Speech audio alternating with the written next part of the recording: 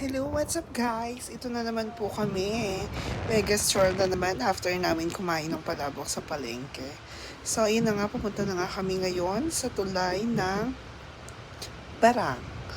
Go kami sa kanilang covered court para manood ng basketball. So, ayun ang tulay. Tapos, ayun yung mga bakla. Oh, kala mo kagaganda. Paresh. Kala mes talaga. So, ayan na nga.